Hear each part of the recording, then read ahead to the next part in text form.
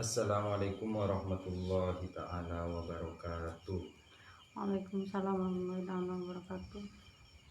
Alhamdulillahirabbil alamin. Assalatu wassalamu ala asyrafil anbiya'i wal mursalin Sayyidina Muhammad wa ala alihi wa sahbihi ajma'in. Amma ba'du. Pada malam hari ini kita sudah memasuki hari ketiga dalam pengajian atau ngaji bersama kitab Ayyuhal Walad. Pertama-tama mari kita terlebih dahulu mengirimkan bacaan salam Al-Fatihah pada baginda Nabi Muhammad SAW, para ulama, para guru-guru kita. Semoga kita senantiasa mendapatkan aliran barokah dari beliau-beliau semuanya. Amin. Al-Fatihah ila hadratin Nabi Mustafa Sayyidina Muhammad sallallahu alaihi wasallam wa ala alihi wa ashabihi wa azwajihi wa dzurriyyatihi wa Allahumma shalli ala Muhammad wa Allahu akbar alaihim barakatuh wa alaihim asrarihim wa alaihim fitna wal akhirah. Al-Fatihah. A'udzu billahi minasyaitonir rajim. Bismillahirrahmanirrahim. Alhamdulillahirabbil alamin arrahmanir rahim maliki yaumiddin. Iyyaka na'budu wa iyyaka nasta'in ihdinas siratal mustaqim siratal ladzina an'amta 'alaihim ghairil maghdubi 'alaihim waladdallin. Fatihah yang kedua kita hadiahkan kepada penulis kitab ini, Imam Al-Ghazali. Al-Fatihah. A'udzu billahi minasyaitonir rajim. Bismillahirrahmanirrahim. Alhamdulillahirabbil alamin. Iyyaka na'budu wa iyyaka nasta'in ihdinas siratal mustaqim siratal ladzina an'amta 'alaihim ghairil maghdubi 'alaihim waladdallin. Bismillahirrahmanirrahim. Rabbi shrah li sadri wa yassir li amri wahlul 'uqdatam min lisani yafqahu qawli. Bismillahirrahmanirrahim. Kita lanjut ke kalau di kitabnya kayak punya saya ini halaman ke-6. Bismillahirrahmanirrahim. Ayyuhal waladu isma fa innaka mayyitun wahdud ma syi'ta fa innaka mufariquhu wa'mal ma syi'ta fa innaka majziyun. Ayyuhal walad, wahai anakku,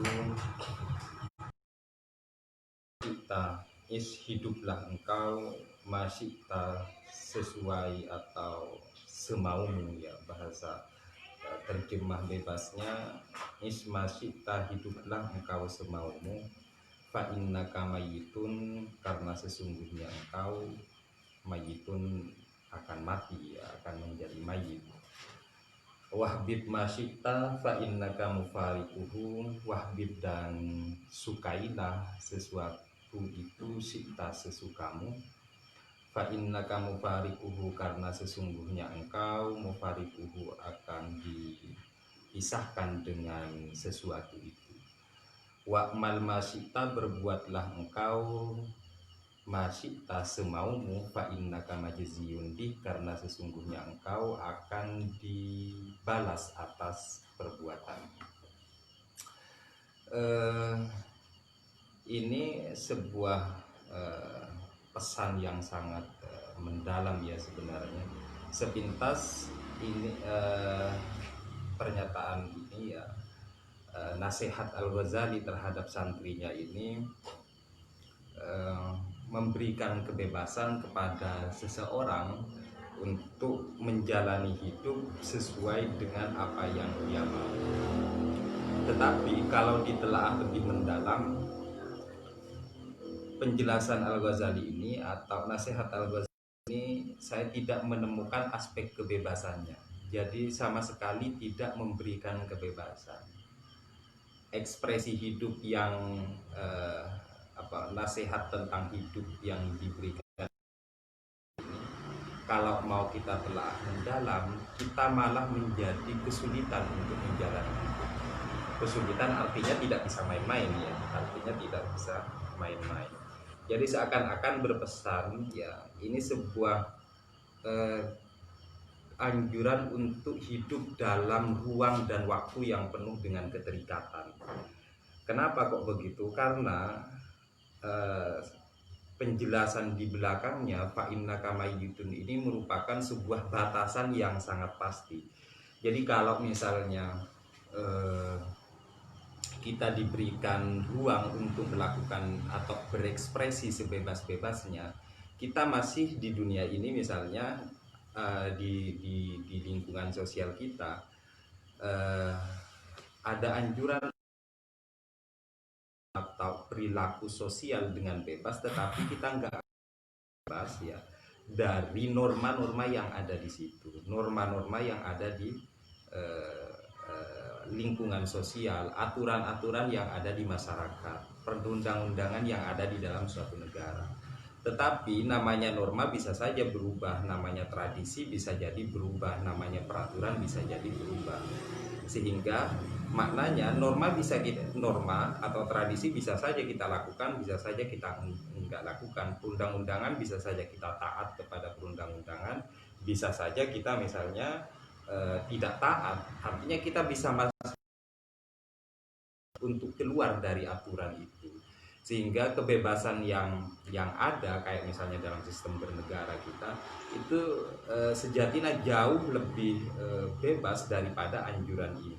Kenapa? Karena batasan di belakangnya ini adalah kematian. Kematian itu adalah sesuatu yang pasti terjadi.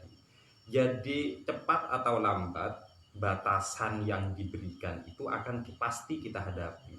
Jadi kalau hukum itu bisa jadi di di penjara, atau misalnya bisa jadi tertangkap, bisa jadi enggak. Tetapi kalau yang namanya kematian, kalian wes nggak apa-apa, bebas hidup, tapi ingat kamu akan mati. Jadi kematian itu sesuatu yang pasti yang nggak akan pernah bisa kita lewati. Oleh karena itu ini sejatinya bukan memberikan kebebasan untuk ekspresi hidup, tetapi sejatinya membuka ruang atau memberikan ruang waktu yang penuh dengan aturan. Oleh karena itu menurut saya kalau penjelasan ini kemudian ditelaah secara mendalam, ini bukan seruan ya, bukan seruan untuk kita menjalani hidup dengan enak. Kenapa? Karena tadi batasannya itu adalah kamu akan mati, kamu akan dipisahkan dari orang yang kamu cintai. Kalau yang kedua ini biasanya ada sebuah penjelasan lanjutan banyak juga ya di beberapa keterangan kayak misalnya habibaka haunam ma asa ayyakuna bagi doka yaumamma wabid bagi doka haunam ma asa ayyakuna habibaka yaumamma. Jadi cintailah orang yang kamu cintai sekedarnya saja, siapa tahu suatu saat dia akan menjadi musuhmu, dan bencilah orang yang saja, siapa tahu suatu saat dia akan menjadi kekasihmu. Itu adalah penjelasan-penjelasan lanjutan dari nasihat-nasihat yang dikeluarkan oleh Al-Ghazali. Jadi maknanya bahwa segala sesuatu yang kita lakukan, terutama logis ya, ada konsekuensi logis dari apa yang kita lakukan, nggak akan pernah lepas dari itu. Itu yang pertama. Kemudian misalnya kalau dalam konteks pendidikan misalnya, bahwa kalau kita mau semacam keterikatan dalam konteks pendidikan, banyak kita di sekolah ya, kalau sebagai siswa di sekolah terikat dengan lingkungan sekolah, dengan aturan sekolah. Kalau di masyarakat kita terikat dengan lingkungan masyarakat. Nah, kalau nggak di situ terus di mana tempat kita lagi? Ya udah di situ aja semuanya, artinya kita terikat dengan lingkungan itu, dengan norma-norma yang ada di situ. Nah, itu yang pertama. Kita lanjut. Ayyuhal walad, wahai anakku, ayyu syai'in hasilun laka min tahsilil ilmil kalami ya. Sesuatu apapun hasilun laka yang engkau peroleh ya, min tahsilil ilmi, berupa engkau mendapat min tahsili ilmil kalami, dari atau berupa engkau mendapatkan ilmu kalam atau teologi ya, wal khilafi, dan ilmu tentang debat ya, wadawawin dan ilmu tentang dawawin, perbukuan atau peraturan-peraturan perundang-undangan ya, wal ash'ar dan sastra syair, wan nujum dan ilmu tentang perbintangan, nujum ilmu perbintangan yang dijadikan sebagai simbol nasib ya. Nanti biasanya orang membedakan antara ilmu nujum dengan ilmu astronomi sebagai sebuah pengetahuan ilmiah ya.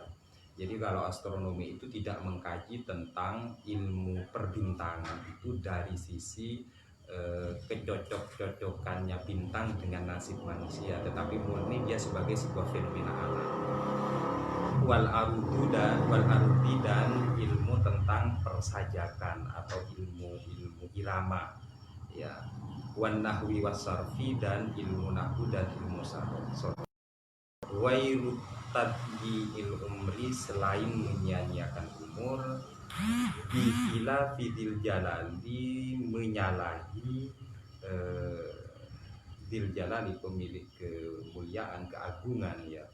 Jadi ilmu apapun yang kamu peroleh, ini nasihatnya, ilmu apapun yang kamu peroleh seperti ilmu kalam atau teologi, perdebatan, syair dan seterusnya itu, kalau itu bertentangan atau menyalahi aturan-aturan Tuhan, ya nggak ada gunanya, nggak ada gunanya.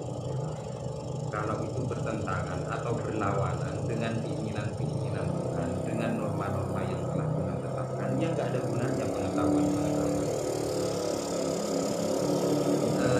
Buktinya apa? Buktinya dijelaskan. Ro'aitu fi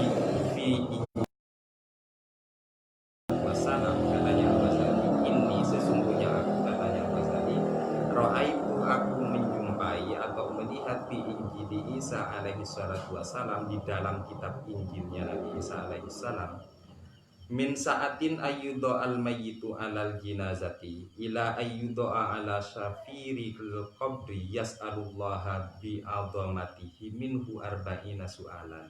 Min sa'atin, sejak ayyudo al-mayyitu, diletakkan al-mayyitu, apa mayit, sejak mayit itu diletakkan alal jinazati, di tempat di keranda ya, sejak mayit itu ditempatkan di keranda, ila ayyudo ala syafiril qabri, hingga ia diletakkan di bagian pinggir kuburnya ya.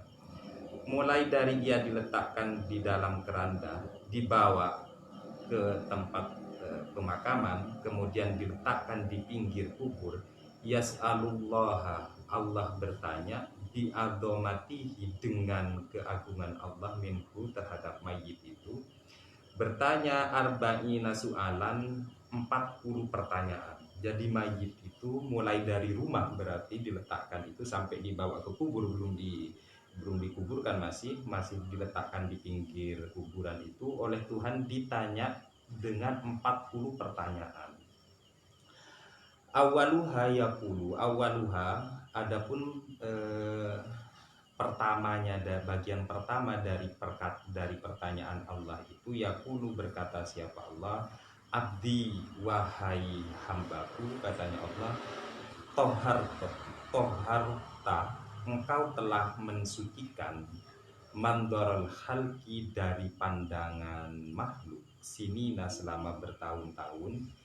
Wahai hambaku, engkau selama hidup telah mensucikan dirimu dari pandangan makhluk selama bertahun-tahun. Wa ma toharta mandori saatan, kamu tidak pernah mensucikan kamu dirimu itu, mandori, dari pandangan, usaatan, sejenak. Kamu dari dulu sejak hidup itu selalu menjaga pandangan orang terhadap dirimu, sementara kamu tidak pernah menjaga pandanganku terhadap dirimu. Maknanya kita selalu melakukan sesuatu itu supaya dinilai baik oleh orang, tetapi tidak pernah melakukan sesuatu supaya dinilai baik oleh Allah. Itu pertanyaan pertama. Wa kulla yaumin yanzuru fi qalbika, dan setiap hari yang dulu melihat siapa Allah fi qalbika, di dalam hatimu. Yaqulu, berkata siapa Allah, hari ketika kita mau ngapain saja itu dilihat oleh Allah. Di dalam hatinya yaqulu, Allah berkata, ma tasna li ghairi, ma tasna'u li ghairi wa anta mahfufun bi khairi. Ma tasna'u, apa yang kamu perbuat, li ghairi, untuk selainku, untuk orang lain, berarti untuk makhluk. Wa anta mahfufun bi khairi, sementara engkau dikelilingi oleh sesuatu yang baik dariku. Kamu itu berbuat sesuatu kepada orang lain, tetapi kamu tidak sadar bahwa kebaikan-kebaikan itu semuanya bersumber dariku. Jadi kayak apa ya, kayak kita sedang diingatkan, kamu mau berlaku baik kepada orang, ya, mampu berlaku baik kepada orang, tetapi tidak mampu berlaku baik kepada Allah. Sementara perlakuan baikmu terhadap orang itu semuanya dikepung oleh aspek baiknya Tuhan kepada kita.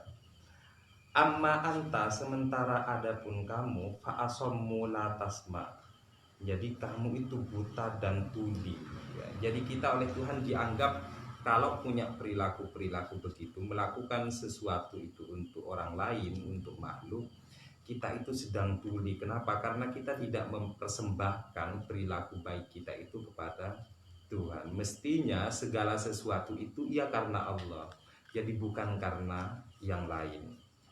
Itu mestinya ya. Mestinya kita sama-sama berupaya untuk melakukan sesuatu, meniatkan sesuatu, perilaku apapun itu karena Allah, supaya kita dinilai baik oleh Allah. Jadi bukan karena ingin dinilai baik oleh manusia, karena nggak dapat apa-apa, kita nggak dapat nilai plus dari perilaku baik kita kalau melakukan sesuatu karena manusia. Jadi nggak ada nilainya di hadapan Tuhan. Ayyuhal walad, yang ketiga, ayyuhal walad, wahai anakku, al ilmu bila amalin jununun. Ilmu itu, al ilmu, adapun ilmu bila amalin, tanpa diamalkan, jununun adalah gila. Jadi kalau orang punya ilmu tetapi tidak diamalkan, maka dianggap gila. Wal amalu bi ghairi ilmin la yakunu, adapun perbuatan, jadi berbuat terus tetapi bi ghairi ilmin, tanpa ilmu, la yakunu, ialah tidak ada. Artinya apa? Tidak akan diterima. Perilaku kita tanpa didasarkan kepada ilmu, terutama yang berkaitan dengan ibadah, itu tidak akan diterima oleh Tuhan. Makanya kan di dalam sholat salah satu syaratnya adalah al-ilmu. Jadi tahu bahwa mana yang sunnah, mana yang wajib, mana yang harus dilakukan, itu kita harus tahu. Kenapa? Karena itu tidak akan diterima oleh Tuhan kalau kita tidak tahu. Makanya tahu dan beramal, ya, tahu dan mengamalkan atas pengetahuan itu menjadi syarat yang penting bagi sebuah ibadah. Kemudian wa'lam annal ilma alladzi la yu'idukal yauma anil ma'asi wa la yahmiluka alat ta'ati la yu'iduka ghadan annari jahannam.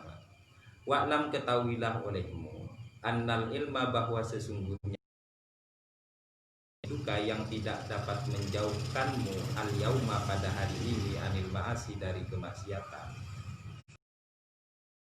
Tidak dapat menggiring apa ilmu itu alat taati, atas ketaatan. Yu'miduka, tidak akan dapat menjauhkanmu apa ilmu itu dan besok di hari kiamat, annari jahannam, dari neraka jahannam.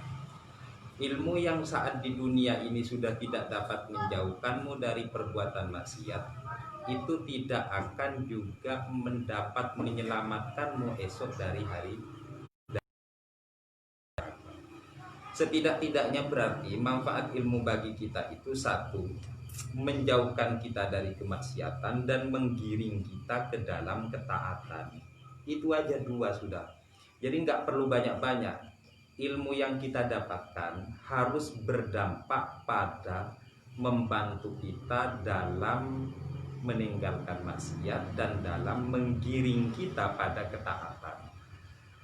Itu aja yang dinilai oleh Tuhan. Seberapa banyak misalnya kesuksesan materi duniawi yang kita peroleh itu tidak akan berdampak apapun kalau itu tidak dapat menggiring kita pada kebaikan dan dapat menjauhkan kita dari maksiat.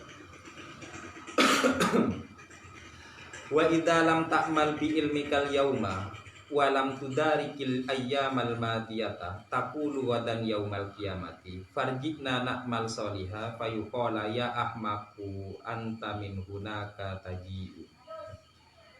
Wa idza lam ta'mal bi ilmikal yauma, apabila kamu tidak melakukan sesuatu bi ilmika berdasarkan ilmumu al yauma pada hari ini, hidup di dunia maksudnya.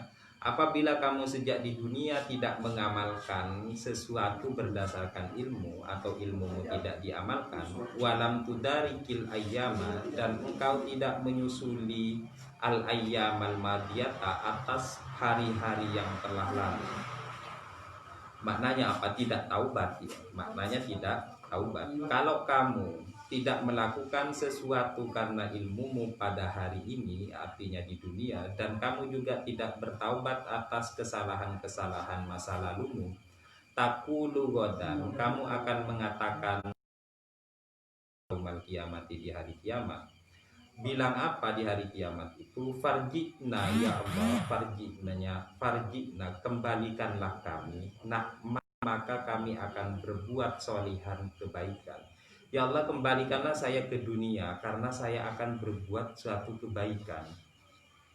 Fayuqala, lalu dikatakan oleh Allah kepada orang itu, ya ahmaku, wahai orang bego, orang gendeng, anta min hunaka, kamu sudah pernah dari sana, taji'u, kamu datang, kamu sudah pernah dari sana. Terus dari dulu sejak di dunia kamu ngapain ya? Jadi kok sekarang mau minta balik? Bukankah kamu sudah pernah dari sana? Itu dijawab begitu oleh Tuhan. Jadi bukan dia, malah dikatakan wahai orang bodoh.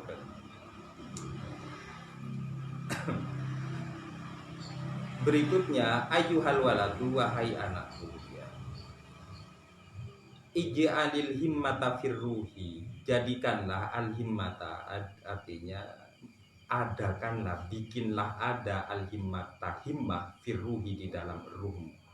Jadi keinginan-keinginan baik itu harus ada pada jiwamu, pada ruhmu. Wal hazimata fin nafsi, dan jadikanlah al hazimata, akan penakluk fi nafsi, di dalam nafsumu. Jadi kalau ruh itu harus ditempeli atau disertai dengan sesuatu yang dapat memotivasi pada kebaikan, sementara nafsu harus dibarengi dengan sebuah alat penakluk. Jadi adalah kemauan untuk menaklukkan, namanya hazimah. Jadi harus dibarengi dengan hazimah, atau alat untuk menaklukkan kekuatan-kekuatan negatif dalam diri kita, atau dorongan-dorongan negatif dalam diri kita.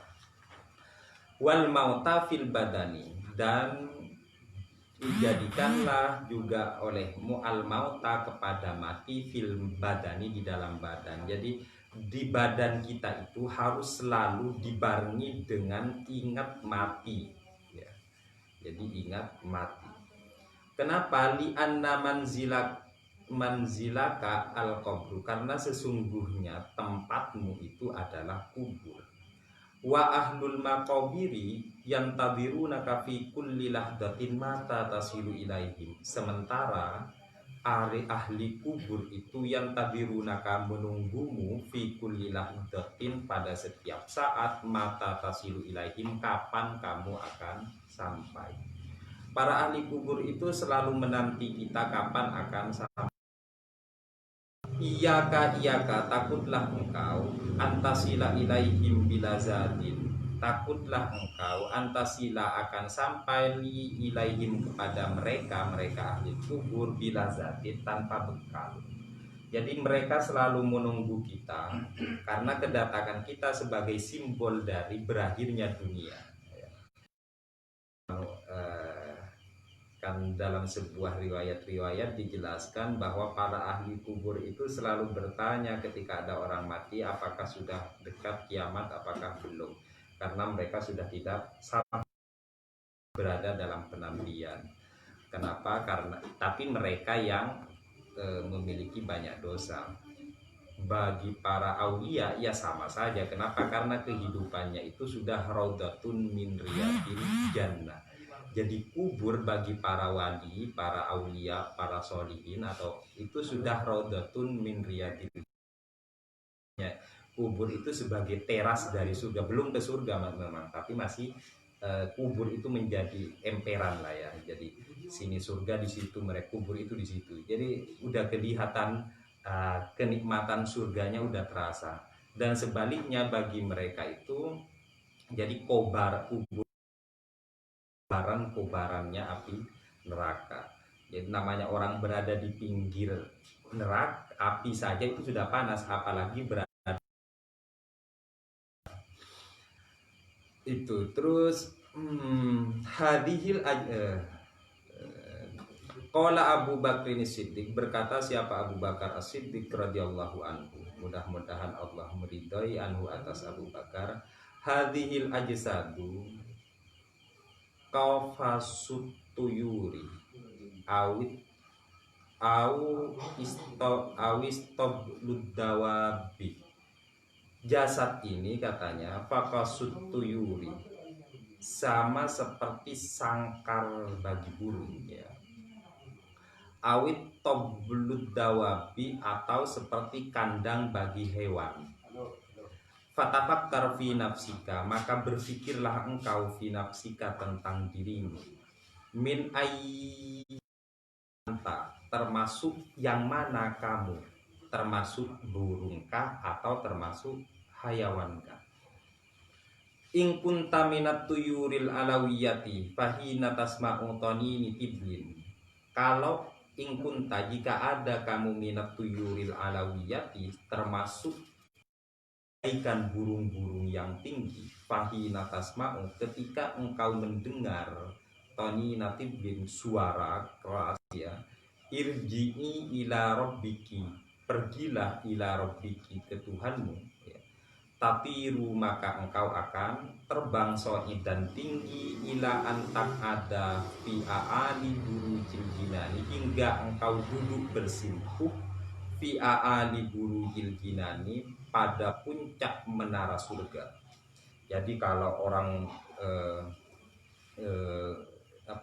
jadi jasad ini seperti sangkar ya, seperti sangkar, jadi nggak kemana-mana sih. Terus ruhnya, berarti isinya itu adalah burung, berarti ruhnya kita. Maka kita kan pada saatnya kalau sudah panggilan datang akan terbang dan pergi menuju surga Allah. Kama qala Rasulullah sallallahu alaihi wasallam, sebagaimana Nabi Muhammad sallallahu alaihi wasallam bersabda, ihtazzal arsyur rahman min mauti sa'din. Ihtazza, bergoncang arsyur rahmani, apa arsnya Allah, min mauti Sa'd bin Mu'adin, pada saat kematian dari Sa'id bin Mu'ad ya. Jadi kalau para aulia sudah ditunggu oleh para wali-wali yang lain, jadi ars ikut bergoncang atas kematiannya, ditunggu kedatangan rohmu yang suci.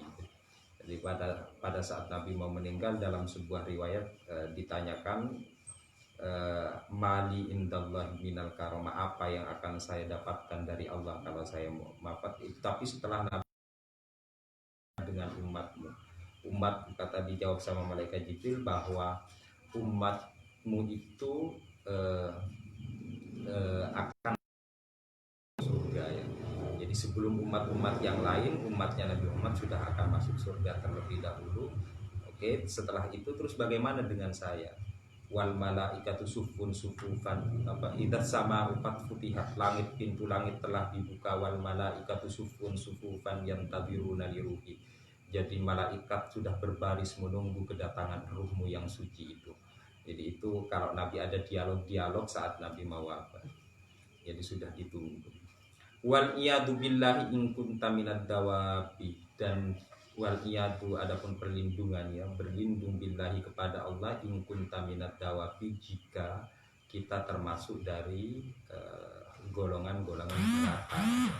Jadi yang nggak bisa kemana-mana kalau binatang itu tetap melata di atas bumi. Artinya posisi kita, jadi nilai tawar kita di hadapan Tuhan nggak bisa ngapa-ngapain kalau seperti binatang. Kama qala Allah Ta'ala, ulaika, mereka itu balhum adol, bahkan mereka lebih sesat ya.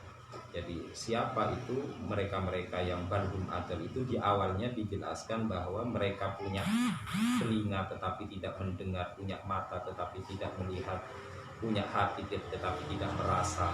Mereka-mereka yang begitu ini balhum adol, mereka seperti binatang tetapi bahkan lebih sesat daripada binatang. Fala ta'man intiqolaka min zawiyatid dari ila hawiyatin nari, maka jangan merasa aman kamu ya, bagi mereka-mereka yang sudah tidak memiliki bekal ya, terutama itu jangan merasa aman intiqolaka akan perpindahanmu min zawiyatid dari ujung rumahmu dunia ila hawiyatin nari, sampai jurang neraka. Jadi nggak bisa merasa aman karena bekalnya yang tidak ada. Warwiyah Hasan al-Basri rahimahullahu ta'ala uktiya syurbatama in baridin. Diriwayatkan bahwa sesungguhnya Hasan al-Basri rahimahullahu ta'ala uktiya diberikan siapa Hasan syurbatama in baridin, air minum baridin yang dingin, fa'akhoda al-qodaha, kemudian mengambil siapa Hasan al-Basri al-qodaha akan gelas, wa wusya alaihi, dan kemudian pingsan siapa Hasan al-Basri, wasakoto, kemudian jatuh apa itu gelas min yadihi, dari tangannya. Falamma afaqoh, kemudian setelah afaqoh pulih sadar, bila ditanya kepada Hasan al-Basri, malaka ya Aba Sa'id, apa yang terjadi padamu wahai Abu Sa'id?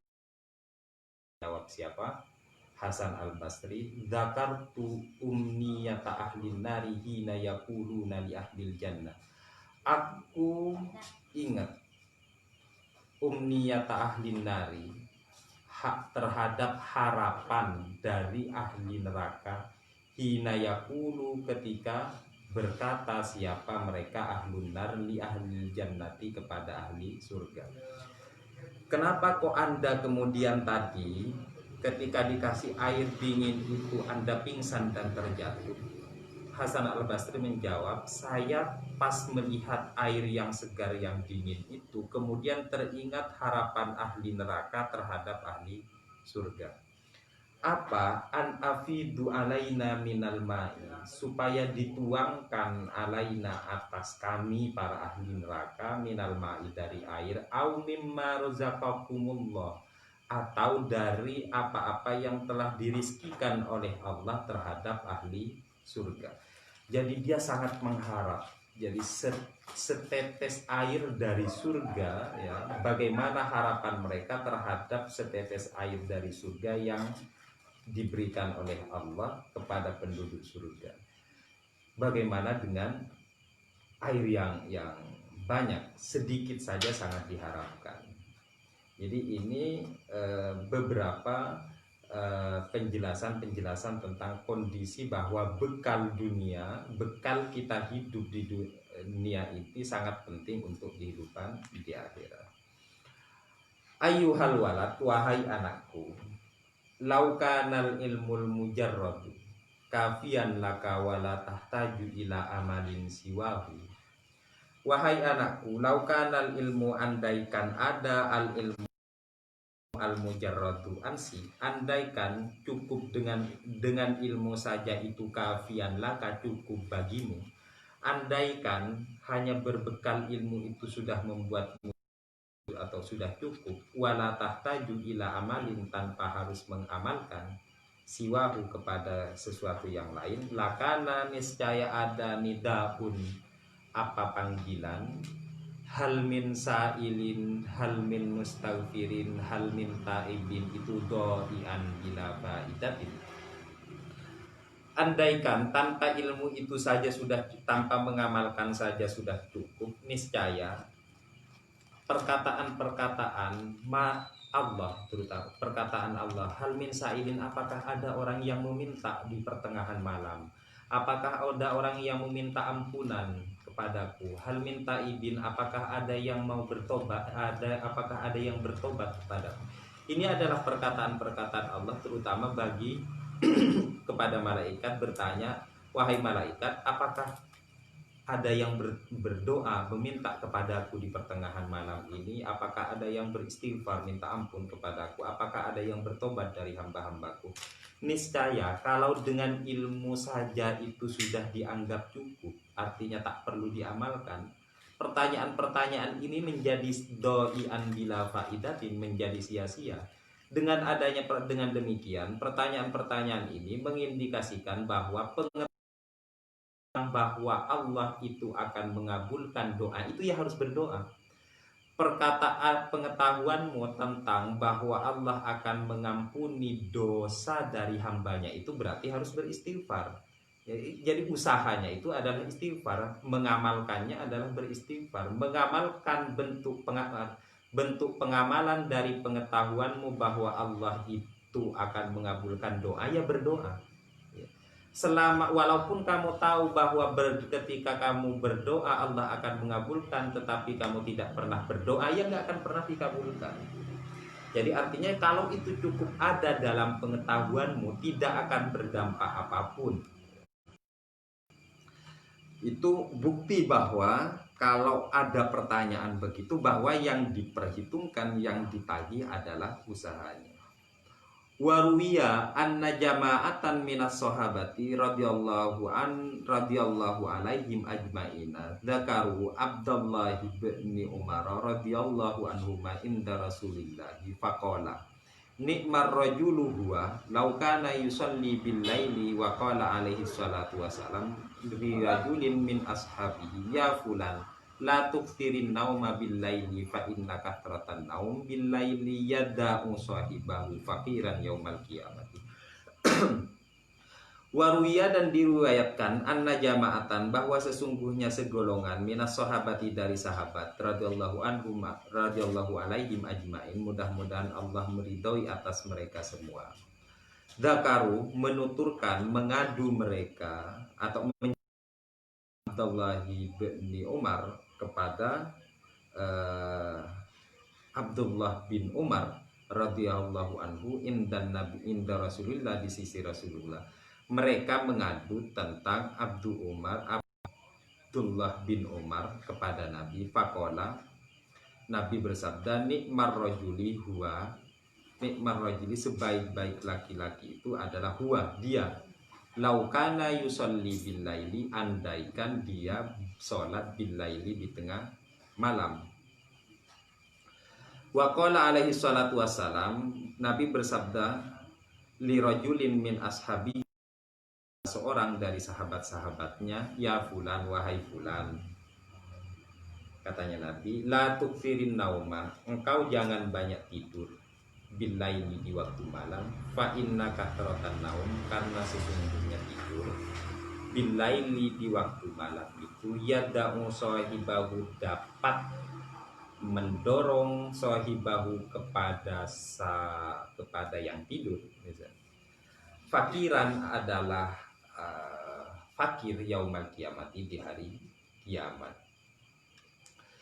Jadi katanya Nabi, jangan sampai engkau itu termasuk orang yang banyak tidur di waktu malam, karena kalau kamu banyak tidur itu akan menyebabkanmu menjadi orang yang fakir di hari kiamat.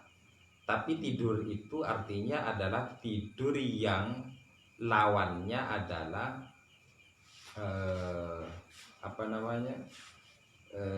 berbuat dosa. Jadi lawannya adalah berbuat dosa. Jadi kalau kesehariannya itu adalah dia berbuat baik, kemudian capek sebentar, kemudian tidur, itu wajar. Jadi wajar. Bahkan tidur ada kalanya lebih baik daripada dia bangun. Kapan? Ketika dia setiap hari berbuat dosa. Ketika tidur berarti dia sudah tidak berbuat dosa. Jadi tidur fi'lul mubah, melakukan sesuatu yang boleh, itu bahkan pada suatu kondisi itu sangat baik dilakukan. Jadi kenapa? Karena bangunnya dia itu menyusahkan orang. Jadi kalau maling itu lebih baik tidur di waktu malam bukan tidak tidur. Kenapa? Karena dia nyurinya di waktu malam. Jadi tidur bagi maling di waktu malam itu merupakan perbuatan yang baik. Nah, beberapa pesan-pesan oleh Al-Ghazali ini kepada santrinya, terutama yang di depan tadi itu, ketika menyangkut bagaimana dia menjalani kehidupan itu secara terikat, maknanya itu kehidupanmu itu harus dibatasi oleh aturan-aturan, oleh ketentuan-ketentuan, oleh norma-norma yang ada di lingkunganmu. Saya perlu sedikit menjelaskan tentang bagaimana penjelasan ini kemudian dapat diimplementasikan atau diterapkan dalam dunia pendidikan. Dari beberapa hari yang lalu saya sempat merenung tentang bagaimana saya mengelaborasi sebuah konsep trimatra, saya istilahkan di status WA saya sudah sempat saya singgung sedikit bahwa saya pada malam hari ini akan menjelaskan tentang trimatra pendidikan. Banyak orang memang memaknai trimatra itu sudah ada kesamaan dengan tripusat pendidikan, keluarga, sekolah, dan masyarakat. Atau hampir jadi hanya perbedaan istilah dengan tripusat pendidikan. Tetapi saya kemudian mau menggunakan istilah trimatra ini kalau dalam terminologinya, dalam istilahnya ini digunakan untuk mengukur tentang panjang, lebar, dan luas. Jadi panjang, tinggi, dan lebar atau 3 dimensi dari sebuah ukuran, itu trimatra namanya. Nah, tetapi istilah ini mau saya gandengkan dengan pendidikan, jadi trimatra pendidikan, 3 dimensi pendidikan. Apa yang menjadi kegelisahan saya? Yang menjadi kegelisahan saya sehingga dimasukkan dalam 3 spektrum ini, 3 dimensi ini adalah bahwa semua murid, ya, semua orang itu adalah murid, semua orang adalah guru, semua tempat adalah tempat belajar. Jadi selama kita dalam satu kondisi dia sebagai murid, di dalam satu kondisi dia juga dapat sebagai guru, ya. Itu pikiran dasarnya. Kenapa? Karena pertama bahwa keberlangsungan proses pembelajaran itu, ya, mulai dari kecil sampai besar itu tidak dapat diputuskan, tidak dapat diputus. Mereka di mana saja hidup, ya, tetap harus terikat dengan lingkungan belajar, tetapi tidak sebagaimana pengertian pendidikan sebagai sebuah lembaga. Nah, untuk menjawab ini, teman-teman yang paham tentang diskursus pendidikan itu akan ketemu pada sebuah pemahaman bahwa pendidikan sebagai sebuah lembaga, pendidikan sebagai sebuah proses sebagai sebuah proses yang berbau edukasi. Jadi sehingga kalau pendidikan sebagai sebuah proses pembelajaran, di mana saja dia berada, mau di luar kelas, mau di dalam kelas, itu berlangsung sebuah pendidikan, berlangsung sebuah proses pembelajaran. Nah, penggunaan trimatra pendidikan ini yang saya pahami adalah bahwa di mana saja dia berada, dalam status apapun, mau dia sebagai murid, mulai dari lahir hingga dia mati, ya dia statusnya, kalau dia belajar, dia statusnya sebagai murid. Kalau mau dia dimanapun berada, dari kecil sampai besar, ketika dia mengajarkan sesuatu kepada orang, itulah dia sebagai guru. Pemahaman ini penting, kenapa? Karena anak banyak tidak menganggap bahwa orang tua itu adalah gurunya. Jadi dia lebih memposisikan orang tuanya sebagai sosok yang melahirkannya. Dia tidak sadar bahwa orang tua itu adalah guru pertamanya. Jadi makanya, dan orang tua juga banyak tidak sadar bahwa dia adalah guru pertama bagi anaknya. Nah, makanya saya memikirkan tentang ini supaya apa? Supaya bahwa orang tua itu adalah guru bagi anaknya. Tukang parkir yang mengajarkan tentang bagaimana kesabaran, tentang bagaimana ilmu menjalani hidup, itu adalah guru bagi mereka yang diajarkan. Tukang becak, siapapun, tuh petani yang mengajarkan bagaimana cara bertani, itu adalah guru. Jadi prinsipnya di mana saja kita belajar kepada siapa, maka yang mengajarkan kita itu adalah guru kita. Dan kita ketika kita belajar kepada mereka, siapapun diri kita, mau profesor pun, kalau kita nggak ahli di bidang pelayaran tapi kita bertanya, mendalami tentang ilmu pelayaran, maka kita adalah muridnya dia. Jadi siapapun dan kapan siapapun akan dapat menjadi murid, siapapun dapat menjadi guru, dimanapun tempat itu akan menjadi tempat belajar buat kita. Itu yang saya namakan dengan trimarta pendidikan. Jadi 3 dimensi pendidikan. Berarti aktornya adalah guru, murid, dan tempat yang kondusif. Jadi ada sebuah tempat, sehingga saya sering membuat semacam rumusan sederhana tentang proses pembelajaran, tentang proses pendidikan. Pendidikan itu yang paling substansi dari pendidikan 3. 1, 2 murid, ketiga tempat yang kondusif untuk belajar. Jadi selama ada itu sudah pendidikan dari sisi rukunnya. Tetapi bahwa dalam pendidikan nanti kita kaitkan dengan penjelasan Al-Ghazali tentang posisi ilmu. Jadi kalau dalam pendidikan sebuah pengetahuan bisa dikatakan sebuah ilmu. Menurut sebagian tokoh harus memiliki 3 aspek. Ada dikenal dengan proses transformasi. Jadi ada proses transmisi pengetahuan, transfer pengetahuan. Saya mengajarkan bahwa hidup itu harus menjadi orang yang dermawan. Itu adalah pengetahuan dan saya tahu itu.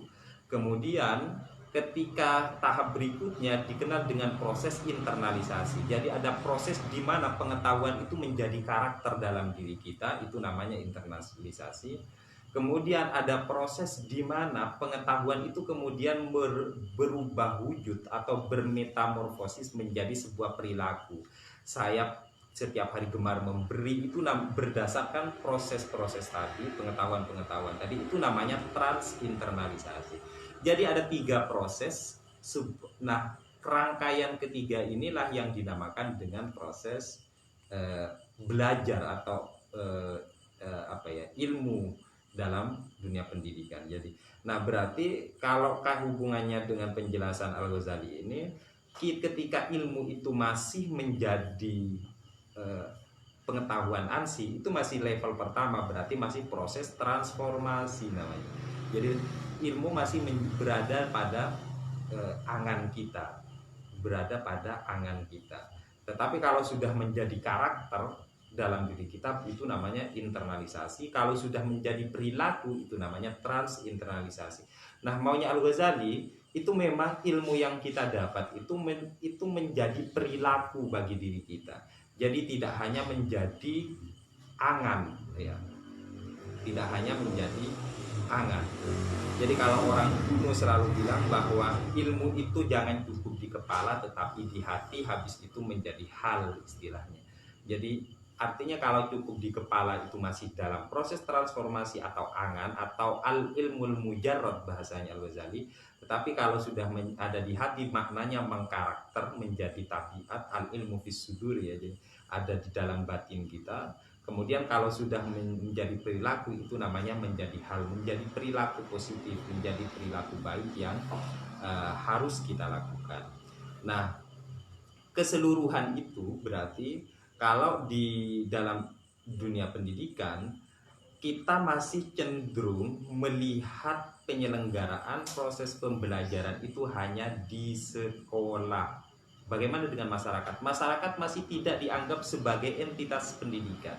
Jadi di masyarakat kita kan masih cenderung melihat anak-anak kita itu tidak ada yang mengingatkan. Padahal tadi saya jelaskan bahwa setiap orang bisa menjadi guru, mengajarkan.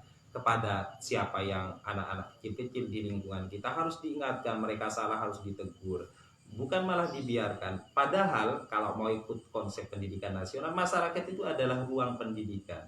Tetapi ada nggak orang yang memikirkan tentang model pendidikan buat masyarakat?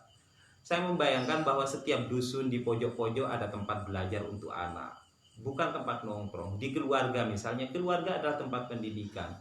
Tetapi ada enggak desain pendidikan untuk keluarga? Ada enggak orang tua yang memberikan ruangan khusus kepada anaknya, tempat belajar, difasilitasi buku, difasilitasi apapun yang menjadi kebutuhan belajar. Padahal sekolah, rumah, dan masyarakat adalah tempat pendidikan buat anak. Kalau nggak bisa kita menyerahkan 100% kepada sekolah. Kenapa? Karena sekolah, hidup anak kita itu masih lebih banyak di rumah. Gimana kalau misalnya sekolahnya nuntut, bukan anaknya sampean lebih banyak hidup di rumahmu, kenapa kok nuntut ke saya? Di saya hanya 4 sampai 6 jam. Itu full. Ya.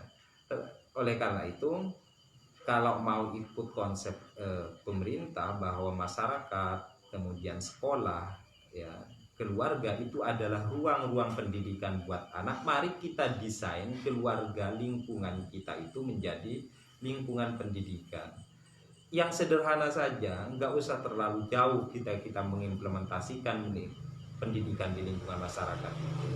Setiap orang berhak menegur perilaku tidak baik anak di lingkungan itu. Nah, kalau sekarang kan enggak, kita merasa tidak peduli dengan anaknya tetangga yang salah, ya. Nah, itu sudah berarti kita tidak bertindak sebagai guru tadi itu. Padahal maunya saya, semua orang itu berhak dapat menjadi guru bagi orang yang pantas untuk diajari. Di sisi lain, saya bisa, kayak saya sama istri saya, di sisi lain saya bisa menjadi muridnya di bidang apa? Di bidang kesehatan. Kenapa? Karena saya tidak tahu. Jadi saya menjadi murid. Di sisi lain, saya misalnya dapat menjadi murid dari seorang anak S1 lulusan pertanian. Kenapa? Karena saya tidak ahli pertanian. Nah, dengan demikian semua ada dialog dalam masyarakat. Jadi ada dialog keilmuan. Tidak ada kemudian orang yang merasa tidak tahu, merasa rendah diri. Kenapa? Karena orang memiliki potensinya masing-masing. Jadi dia ahli di bidang musik, ya wes saya menjadi murid musik darinya. Saya ahli di bidang pertukangan, saya bisa belajar kepada. Jadi dia adalah guru saya di bidang pertukangan. Jadi semua orang bisa menjadi murid, semua orang bisa menjadi guru, semua tempat dapat menjadi ruang belajar buat kita. Itu yang menurut saya perlu disosialisasikan, perlu disampaikan kepada orang, sehingga kita nanti bisa merumuskan bahwa kerumusan tentang lingkungan pendidikan buat seluruh anak di daerah tertentu. Jadi kan enak tuh misalnya kayak di satu dusun tertentu ada 2 tempat keluar, di sebelah sana kita sediakan buku berisi buku-buku belajar untuk anak. Di jalan sebelah misalnya kita sediakan ruang buku untuk belajar buat anak. Itu penting. Bahkan saya sering menjelaskan begini, kalau teman-teman mahasiswa misalnya, di antara desain pendidikan untuk keluarga, besok kalau Anda menikah, mas kawinnya jangan minta buku, jangan minta baju, minta anting, tetapi mas kawin saya itu adalah buku 50 judul untuk persiapan anak kita. Jadi dia sudah mendesain tuh bahwa pendidikan keluarga itu instrumen pentingnya adalah perpustakaan mini untuk anaknya kelak. Jadi bukan berupa duit, berupa mobil, berupa apa, itu bukan pendidikan. Jadi dia bukan dalam rangka untuk membina keluarga, tetapi membina harta. Jadi kalau minta duit, minta mobil, minta rumah, itu namanya mas menjalani kehidupan rumah tangga itu untuk bukan membina keluarga ya untuk keberlangsungan generasi, tetapi membina harta. Nah, kalau misalnya didesain, saya kalau nikah nanti sama calon suami saya mau minta mas kawin 150 judul buku untuk persiapan anak-anak saya kelak, itu keren ya. Jadi sama perpustakaannya itu udah keren, itu jarang ada di muka bumi. Jadi siapa yang mau mulai nanti itu akan menjadi sejarah. Oke, itu saja tambahan beberapa hal dari saya. Kita lanjutkan besok malam lagi. Jadi sengaja memang saya berusaha untuk menyelipkan konten-konten tentang pendidikan itu sesuai dengan background saya sebagai orang pendidikan. Terima kasih. Marilah kita akhiri pengajian pada malam hari ini dengan pembacaan surah Wal Asri satu kali, semoga bermanfaat. Bismillahirrahmanirrahim. Wal asri innal insana lafi khusrin illal ladzina amanu wa amilus solihati wa tawassaw bil haqqi wa tawassaw bis sabr. Sekian, terima kasih. Wassalamualaikum warahmatullahi taala wabarakatuh. Waalaikumsalam warahmatullahi wabarakatuh.